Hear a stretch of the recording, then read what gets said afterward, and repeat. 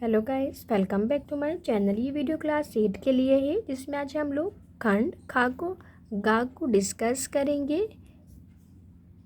जो पहले previous paper में क्वेश्चन पूछे जा चुके हैं, तो आप लोग इसे बहुत ध्यान से सुनेंगे। प्लस इसके जो क्वेश्चन है वो वेरी इंपॉर्टेंट क्वेश्चन है, जो आपके एग्जाम के पॉइंट ऑफ व्यू से काफ़ी इंपॉर्टेंट है। स्टार्ट करते हैं।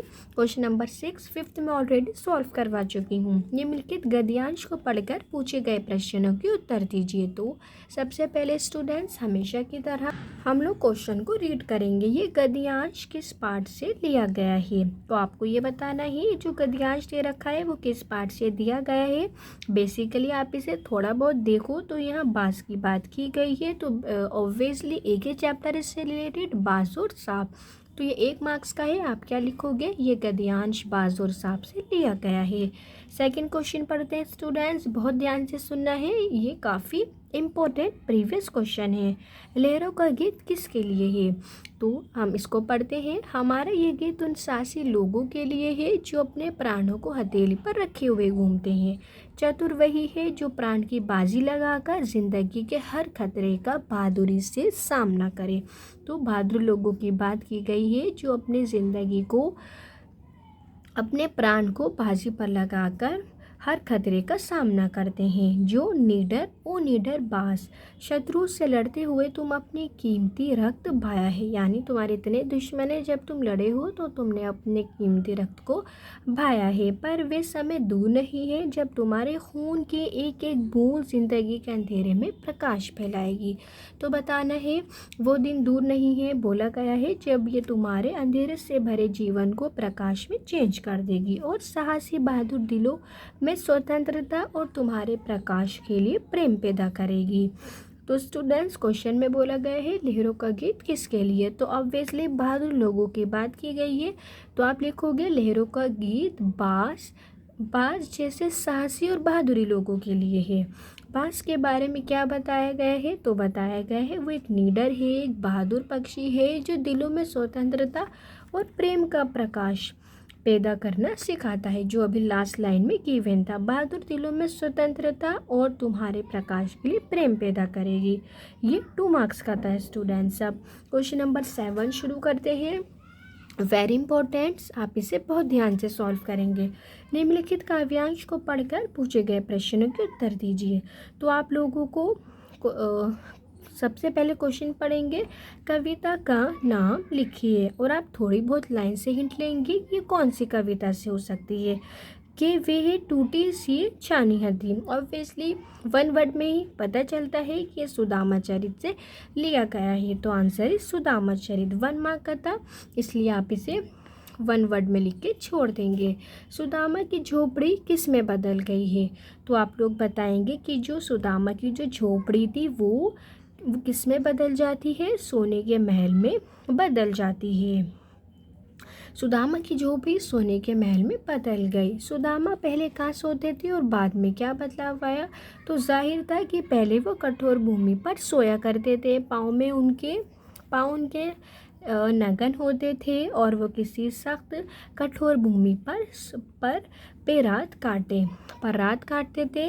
वहाँ कोमल सेज पर नींद ना आवत, और वहीं उनको आज कोमल बिस्तर पर वो सोते हैं। तो आप लोग क्या लिखोगे, सुदामा पहले कठोर भूमि अर्थात फटी चादर या दरी पर सोते थे, लेकिन बाद में कोमल व सिल्क के बिस्तर व वैभवशाली शयनकक्ष में सोने लगे। Very easy.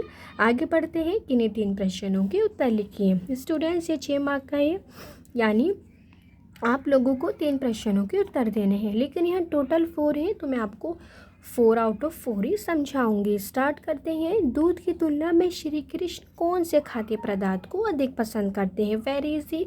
तो आप क्या लिखोगे कि दूध की तुलना में श्री कृष्ण माखन रोटी को अधिक पसंद करते हैं। स्टूडेंट्स, ये सभी क्वेश्चन बहुत इंपॉर्टेंट है, आप इसे याद रखेंगे। नेक्स्ट पढ़ते हैं। बिलवासी जी ने रुपये का प्रबंध कहाँ से किया, पढ़ते हैं। तो जो बिलवासी जी थे उन्होंने रुपये का प्रबंध अपनी पत्नी के संदूक से चोरी करके निकाल कर दिया था। तो आपको याद रखना है उन्होंने उसका मैनेजमेंट कहाँ से किया था, पत्नी के संदूक से चोरी करके। यद्यपि चाबी उसकी पत्नी की सोने की चेन में बंधी रहती थी, लेकिन क्या था कि जो उसकी चाबी थी वो सोने की चेन में बंधी रहती थी, परंतु उन्होंने चुपचाप उसे उतारकर ताली से संदूक खोल लिया था और रुपए निकाल लिए थे। बाद में वे रुपए चुपचाप वहीं रख भी दिए थे। नेक्स्ट क्वेश्चन पढ़ते हैं स्टूडेंट्स, वेरी इंपॉर्टेंट क्वेश्चन। पहला, बोलता सिनेमा बनाने के लिए फिल्मकार आदमशीर एम ईरानी को प्रेरणा कहाँ से मिली? उन्हें आलम आरा फिल्म के लिए आधार कहाँ से लिया गया? सभी स्टूडेंट्स इसे याद रखेंगे। यहाँ दिए गए सभी क्वेश्चन आपके एग्जाम के पॉइंट ऑफ व्यू से इम्पॉर्टेंट है। तो दिया गया है कि पहला बोलता सिनेमा बनाने के लिए फिल्मकार जो अर्देशीर एम ईरानी को प्रेरणा 1929 में दे के एक हॉलीवुड बोलती फिल्म जिसका नाम क्या था, शो बैड, तो उस शो बैड से मिली थी जो उस टाइम की पहली बोलती फिल्म थी। इस फिल्म को देखने के बाद में उन्होंने भी बोलती फिल्म बनाने का निश्चय किया। तो उन्होंने उसको देखा और उन्होंने सोचा कि मैं भी एक बोलती फिल्म बनाऊंगा। उन्होंने अपनी पहली बोलती फिल्म याद रखना है आलम आरा के लिए पारसी रंगमंच के एक लोकप्रिय नाटक को आधार बनाया था। याद रखना है किसको आधार बनाया था? पारसी रंगमंच के एक प्रसिद्ध नाटक को। इसके आधार पर ही फिल्म की पटकथा जो थी, जो उसकी थीम थी, वो तैयार की गई थी।